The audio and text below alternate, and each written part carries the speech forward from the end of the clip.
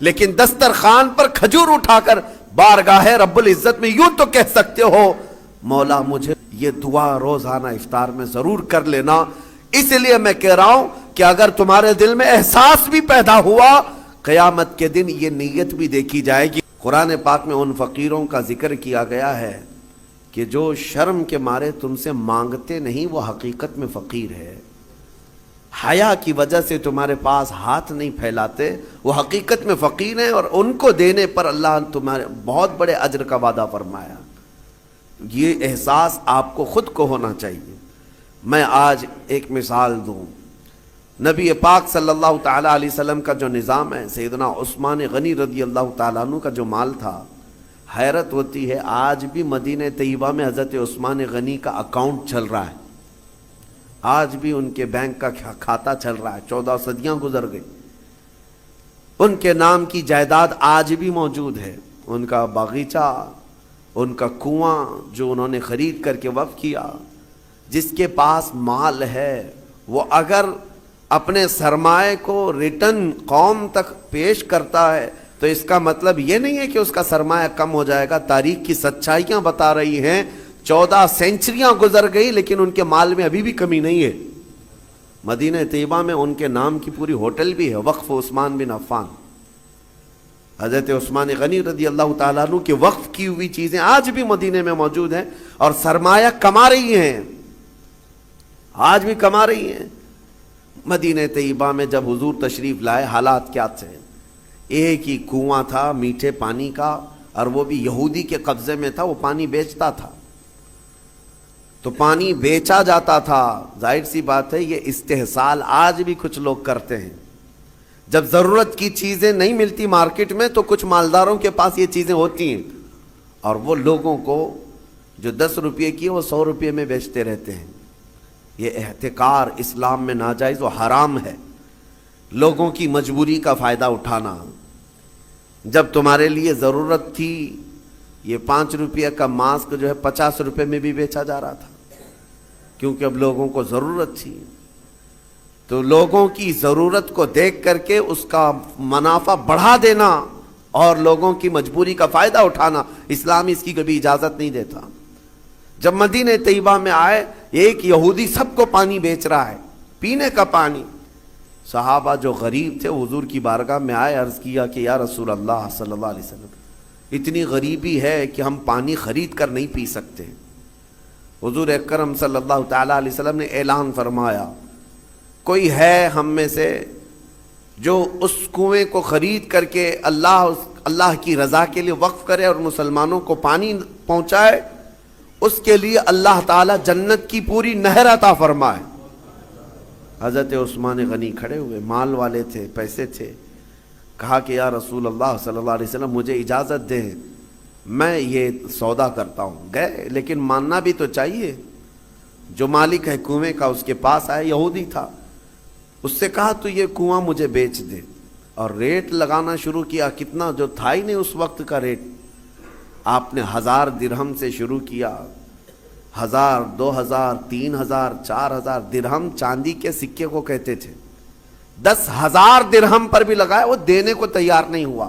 کہا نہیں میں بیچوں گا نہیں کنواں. پھر حضرت عثمان غنی نے ایک راستہ ہی نکالا.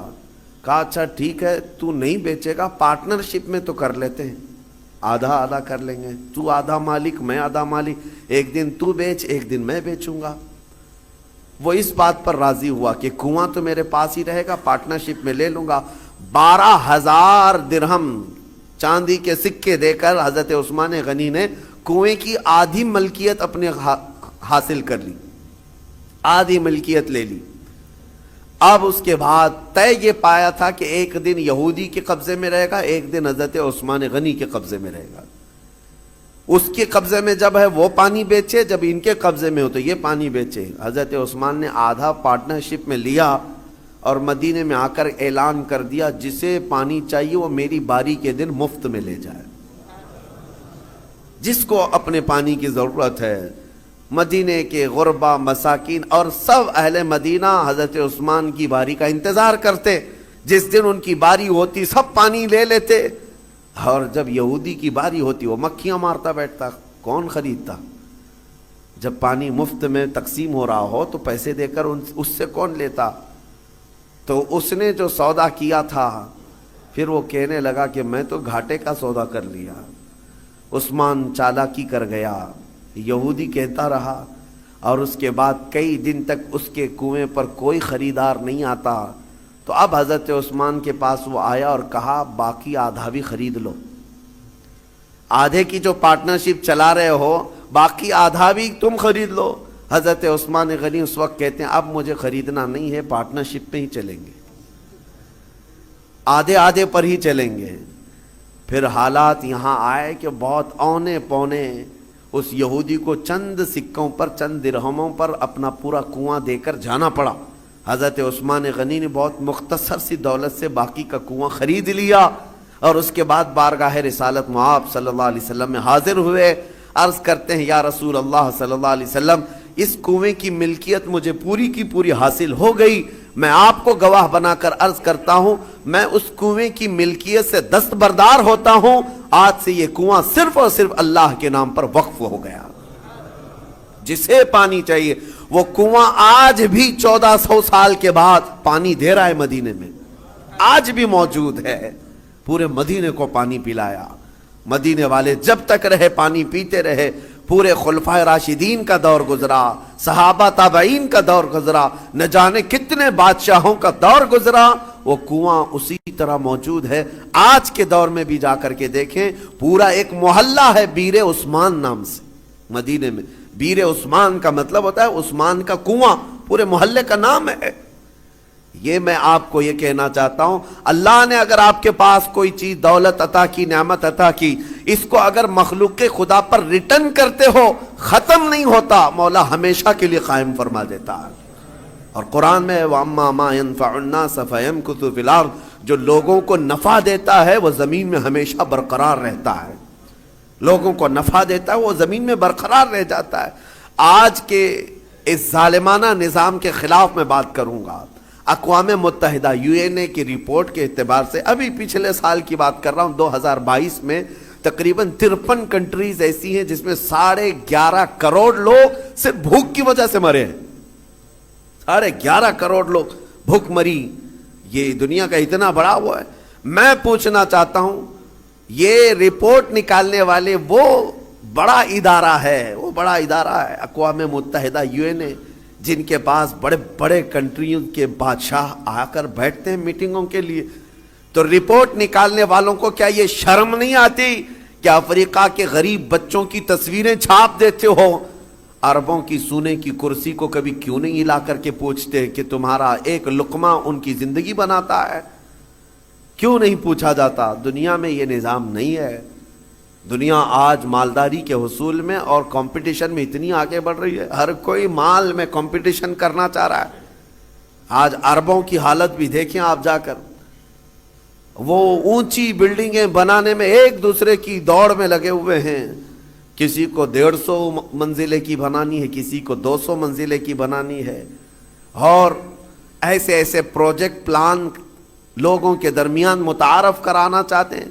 سعودی بھی دوڑنے لگ گیا، قطر بھی دوڑ رہا ہے، UAE بھی دوڑ رہا ہے، مال کی ریل پیل اتنی ہے، لیکن ان کے قریب میں یمن کے 50 لاکھ لوگ بے گھر ہیں، سیریا کے، شام کے، عراق کے، فلسطین کے بچے کھانا تو دور، بیماری میں دوا کی ایک گولی انہیں میسر نہیں ہے، وہ چھوٹی چھوٹی بیماریوں میں دم توڑ جاتے ہیں، مر جاتے ہیں۔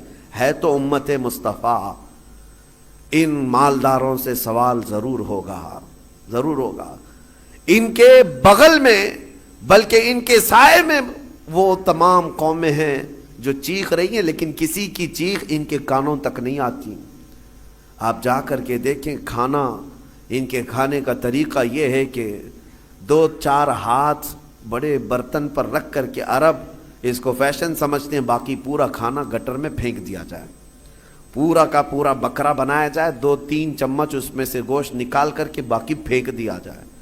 یہ ہم نے اپنی آنکھوں سے دیکھا ہے، 1-2 نہیں، کئی کنٹل کی تعداد میں کھانا اس طرح پھینک کر کے بہا دیا جاتا ہے، اور ایک طرف ایک بریڈ کے لیے، ایک روٹی کے لیے سیریا میں بچے دھوپ میں دن بھر قطار لگا کر کھڑے ہوتے ہیں.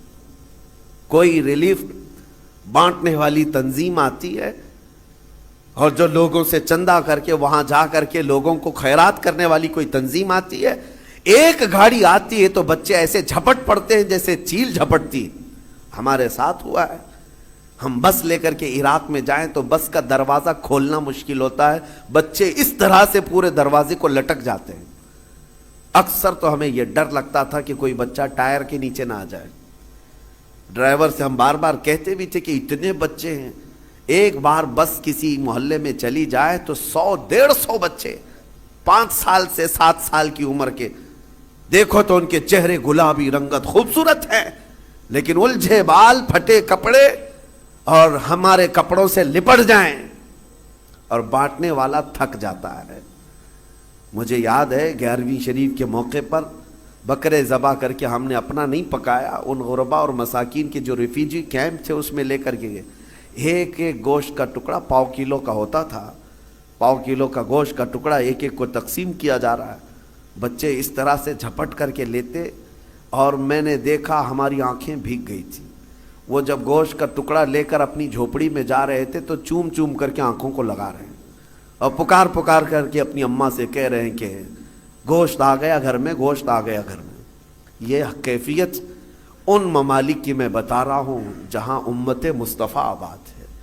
میرے عزیزو، یہ درد اس لیے کہہ رہا ہوں، ایک طرف سرمایہ دارانہ نظام ہے، اربوں کی پیسوں کی ریل پیل، دیکھو ان کو سونے کی کرسیاں بنانا ہے، سونے کی کموڈ بنانا ہے، ان کو لگژری گاڑیوں کا کلیکشن جمع کرنا ہے، اور کوئی امریکہ اور سپر پاور کنٹری کا کوئی بادشاہ آئے، کوئی بڑا لیڈر آئے تو اس کو سونے کی زنجیروں سے اور اس کو گفٹ سے بھر دینا ہے.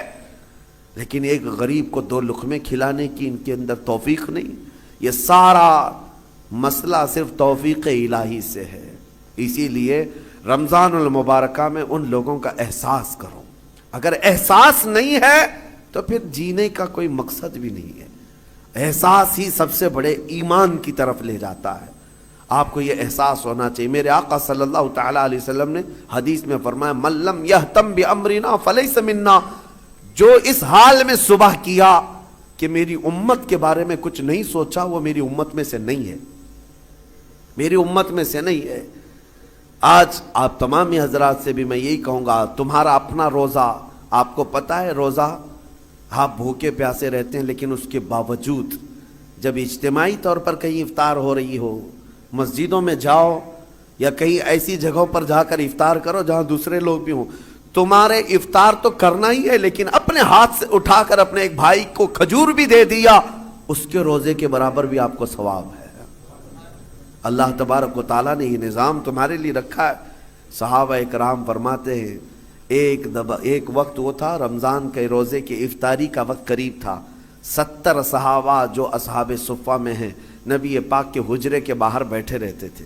ایک دودھ کا پیالہ آیا ہے، چند کھجوریں آئی ہیں اور سب دسترخوان پہ ہیں، اور افطار کے لیے چند ہی لمحے باقی رہ گئے.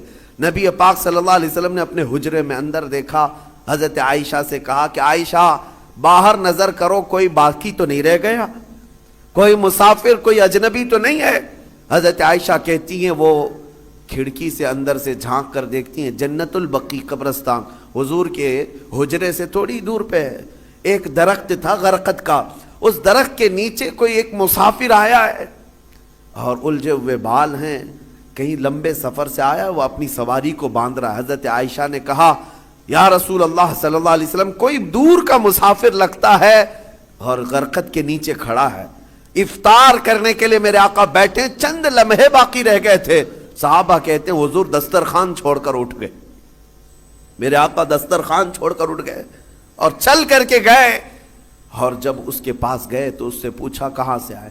وہ بڑا لمبا سفر کر کے آیا تھا، اور حضور اکرم صلی اللہ تعالیٰ علیہ وسلم نے اس سے پوچھا کہ یہاں آنے کا مقصد کیا ہے. آنے والے نے کہا میں محمد صلی اللہ علیہ وسلم سے ملاقات کے لیے آیا ہوں، میں انہیں دیکھنے آیا ہوں. حضور نے ہاتھ پکڑ کر طلب کیا کہ چلو ہمارے ساتھ، اور حضور اکرم صلی اللہ تعالیٰ علیہ وسلم لا کر کے اس کو دسترخوان پر بٹھائے، اور جب دسترخوان پر بیٹھا ایک دودھ کا پیالہ تھا، حضور نے پیش کیا، وہ آیا ہوا مسافر پورا دودھ پی گیا. یہاں کسی کے لیے سب روزے والے لوگ ہیں، دودھ پی گیا. نبی پاک صلی اللہ تعالیٰ علیہ وسلم مسکرائے اور کھجور حضور نے اپنے منہ سے تھوڑی سی کھائی اور صحابہ کو دیا. صحابہ کہتے ہیں ساروں نے وہی کھجور کھائی، سبوں نے وہ کھجور کھا لی. اب اس کے بعد وہ بندہ پوچھتا ہے محمد کہاں ہیں؟ جو آیا ہوا ہے وہ کہتا ہے محمد کہاں ہیں؟ نبی پاک صلی اللہ تعالیٰ علیہ وسلم نے اس وقت تک اسے احساس ہونے نہیں دیا میں اللہ کا رسول. سب سے پہلے اس کا پیٹ بھر جائے، سب سے پہلے اس کی ضرورت پوری ہو جائے. پھر صحابہ نے کہا تیرا ہاتھ جس نے تھاما تھا وہی اللہ کا رسول ہے، وہی محمد عربی صلی اللہ تعالیٰ علیہ وسلم ہے. اے احساس ہے میرے عزیز ہو. آج اللہ تعالیٰ نے کوئی چیز تمہارے پاس دی ہے تو ذخیرہ اندوزی کے جرم میں کبھی مبتلا مت ہونا. ذخیرہ اندوزی کا مطلب یہ کہ خزانے جمع کرتے رہو کرتے رہو. قرآن کہتا ہے والذین یکنزون الذهب والفضة ولا ينفقونها في سبیل اللہ فبشرهم بعذاب علیم. اللہ فرماتا جو خزانہ جمع کر رہے ہیں، سونا چاندی ذخیرہ کرو ذخیرہ کرو، تمہیں جتنا جمع کرنا ہے جمع کرو، لیکن اس کا حق ادا نہیں کیا، اس کی زکوٰۃ نہ نکالی. اللہ فرماتا ہے اے حبیب ان لوگوں کو بشارت دے دیں دردناک عذاب کی. یوم یحمى علیہا فی نار جہنم فتکوی بہا جباہہم وجنوبہم وظہورہم ھذا ما کنزتم لانفسکم فذوقوا ما کنتم تکنزون. قیامت کے دن اللہ فرما رہا ہے اس دن آگ تپائی جائے گی جہنم کی، اور پھر یہ جو لوگ ذخیرہ اندوزی میں ملوث تھے ان کی پیشانیوں کو داغا جائے گا، ان کی پیٹھ کو داغا جائے گا، ان کے دونوں بازوؤں کو داغا جائے گا، اور پھر ان سے کہا جائے گا چکھو یہ تمہارا وہی مال ہے جس کو تم جمع کر کے سانپ کی طرح بیٹھے رہتے تھے. اگر اللہ نے دیا خوب جمع کرو، خوب حاصل کرو، لیکن اس کا حق بھی ادا کرو، اس کا حق ادا کرو. آج حالات ہمارے پوری امت کے لیے اس قدر دردناک ہیں. میں ایک ریکویسٹ کر کے اپنی گفتگو کو ختم کرتا ہوں. افطار روزانہ کرتے ہیں، دسترخوان پر بیٹھتے ہیں، تو جب کھجور اٹھائیں، ہو تو نہیں سکتا، ہماری طاقت نہیں ہے کہ ہم چل کر کے ملک شام پہنچ جائیں، چل کر کے ابھی ہم عراق پہنچ جائیں، چل کر کے ابھی ہم یمن چلے جائیں، لیکن دسترخوان پر کھجور اٹھا کر بارگاہ رب العزت میں یوں تو کہہ سکتے ہو مولا مجھے تو نعمتیں کھلا رہا ہے، تیرے حبیب کی امت میں چھوٹے بچے بھوک سے بلک رہے ہیں، اے اللہ تو نے مجھے کھجوروں کی نعمت دی ہے، اے کریم خدا ان پر تو اپنا خانے نعمت وسیع فرما دے، میرے حبیب کی امت پر تو رحم کی چادر پھیلا دے، ان کے آزمائش کے دنوں کو تو مولا اب ختم فرما دے. یہ دعا روزانہ افطار میں ضرور کر لینا. اس لیے میں کہہ رہا ہوں کہ اگر تمہارے دل میں احساس بھی پیدا ہوا، قیامت کے دن یہ نیت بھی دیکھی جائے گی کہ یہ چل کر کے تو نہیں گیا، لیکن ان کے درد کا درد یہ یہاں بیٹھ کر کے بھی محسوس کرتا تھا، اس کی بھی بخشش کی جائے گی. اللہ کریم رمضان المبارکہ کی ان خیر والی ساعتوں میں ان تمام غریب امت مصطفیٰ پر رحم و کرم کی بارش نازل فرمائے. مولا ان سب کو امن کی سانسیں عطا فرمائے. رب ذوالجلال اس پاک مہینے میں ان غربا اور یتیموں کو جن کے ماں باپ کا سایہ ان کے سروں سے اٹھ چکا ہے، جن کا کوئی حامی و مددگار نہیں، مولا تو ان کا حامی و مددگار بن جا. اے کریم. رحمان بن عوف کہتے ہیں میرے جو انصار بھائی تھے مدینے کے، وہ مجھے لے کر اپنے گھر آئے، کہا بھائی عبد الرحمن آؤ میں تمہیں مدینے کے بازار دکھاؤں، میں مدینے کے حالات تمہیں بتاؤں اور میری جائیداد تمہیں بتاؤں. لے کر کے آئے. نبی پاک صلی اللہ علیہ وسلم نے صرف منہ بولا بھائی ہے نا، ماں کا بیٹا تو نہیں تھا. حضور نے فرمایا کہ آج سے تمہارا بھائی ہے. تو مدینے کے وہ انصار صحابی حضرت عبد الرحمن بن عوف سے کہتے ہیں دیکھو مدینے میں میرے اتنے باغیچے ہیں، ان میں سے آدھے تمہارے آدھے میرے، میری دکانیں ہیں ان میں سے ایک دکان تمہاری ایک دکان میری، میرے گھر یہ ہیں آدھا گھر کا حصہ میرا آدھا تمہارا. حتیٰ کہ وہ یہاں تک آدھا آدھا کرتے گئے. مدینے کے وہ صحابی کہتے ہیں کہ آپ اجنبی ہیں، نئے آئے ہیں مدینے میں، لہٰذا تمہیں سیٹل ہونے میں ٹائم لگے. میری 2 بیویاں ہیں، میں نے نکاح کیا ہے، ایک بیوی کو میں طلاق دے دوں گا، عدت کے بعد تم اس سے نکاح کر لو. یعنی ہر چیز میں انہوں نے تقسیم کر دیا. حضرت عبدالرحمن بن عوف کہتے ہیں آپ مجھے اتنا سب کچھ نہ دیں، مجھے ایک کام کریں، بازار لے چلیں مدینے اور مجھے بازار کے معاملات دکھا دیں، اور اس کے بعد پھر تھوڑے سے مال کیپٹل کی ضرورت ہے، اس کے بعد پھر میں خود کھڑا ہو جاؤں گا۔ وہ صحابی حضرت عبدالرحمن بن عوف رضی اللہ تعالیٰ عنہ کا ہاتھ پکڑ کر مدینے کے بازاروں کا معائنہ کروایا، اور اس کے بعد بازار میں انہوں نے تجارت شروع کی۔ جانتے ہیں حضرت عبدالرحمن بن عوف یہ وہ صحابی ہیں جن کے پاس اللہ نے اتنی برکت دی کہ ان کے انتقال کے بعد ان کی بیویوں کو جو 8واں حصہ تقسیم کیا گیا تھا، 8واں حصہ، 4 بیویوں کے درمیان 8ویں حصے میں بھی ایک ایک حصہ جب بیوی کو دیا گیا تھا تو ایک ایک گھر بھر کر کے چاندی جمع کر دی گئی تھی وراثت میں۔ اس قدر اللہ تعالیٰ نے برکت عطا کی تھی۔ لیکن یہ کیسے ممکن ہوا کہ ایک مالدار صحابی نے ان کا ہاتھ پکڑ کر بازار میں کھڑا کیا اور انہیں کام پر لگایا اور تجارت سکھائی؟ یہ طریقہ کار تھا۔ آج جو سرمایہ دار لوگ ہیں ان کی خواہش صرف یہ ہوتی ہے کہ کتنا کمائیں ہم غریبوں سے، لوگوں سے کتنا مال ہمارے پاس آئے، پروفٹ چاہیے، جہاں سے آئے جمع کرتے جاؤ۔ کبھی یہ کیوں نہیں سوچتا کوئی کہ جن سے ہم نے خوب کمایا ہے ان پر ہم تھوڑا خرچ بھی کریں، ان کے مصالح کے لیے، ان کے کاموں کے لیے۔ ہم بڑے بڑے پونجی پتیاں جتنے ہیں ہمارے ملک میں، تو وہ بڑے لوگ ہیں جو دنیا کے ٹاپ لیول پر آتے ہیں، ورلڈ کے سب سے مالدار لوگوں میں آتے ہیں، لیکن ان کا غریبوں میں حصہ کیا ہے؟ جا کر کے دیکھ لو، کچھ بھی نہیں ہوگا، بلکہ لوٹ مار کے علاوہ کچھ نہیں ہے، لوٹ کھسوٹ کے علاوہ کچھ نہیں ہے۔ یہ تو ہمارے گھروں میں لگنے والی بجلیوں کا اتنا خون چوستے ہیں، ہر جگہ پر تو یعنی جتنے بھی لوگ ہیں ان سے یہ پونجی پتی لوگ صرف کمانا جانتے ہیں، ریٹرن نہیں دینا چاہتے۔ جبکہ نظام مصطفیٰ یہ تھا، حضرت عثمان غنی رضی اللہ تعالیٰ عنہ بہت بڑے پیسے والے تھے۔ نبی پاک صلی اللہ تعالیٰ علیہ وسلم کے پاس جب کوئی حاجت مند آتا تو حضور حضرت عثمان کے پاس بھیجتے تھے، اور حضرت عثمان غنی یہ نہیں پوچھتے تھے کہ کس کام کے لیے چاہیے، کتنا چاہیے، نبی پاک صلی اللہ تعالیٰ علیہ وسلم کی طرف سے آیا ہے تو وہ اپنا سب کچھ اتنا دیتے تھے کہ وہ خود اپنے زمانے کا ایک بہت بڑا مالدار بن جاتا تھا۔ یہ نظام مصطفیٰ ہے۔ آج زکوٰۃ کا نظام پورا درہم برہم ہے، زکوٰۃ ہمارے ہاں نکالی جاتی ہے لیکن نظام ایسا درہم برہم ہے، کہیں جا کر کے زکوٰۃ کا پیسہ جام ہو جاتا ہے، مستحقین ویسے کے ویسے ہیں۔ ہمارے مسجدوں کے باہر مانگنے والوں کی تعداد سال بھر میں کبھی کم نہیں ہوتی، یا کچھ لوگ اگر پیشہ ور مانگتے ہیں تو انہیں روکنا چاہیے۔ میں یہ نہیں کہتا کہ وہ صرف اور صرف غریب مستحقی ہیں، ہو سکتا ہے کچھ لوگ پیشہ بنا لیے ہوں مانگنے کو، لیکن مسلمانوں کو ان تمام چیزوں کو روکنا چاہیے۔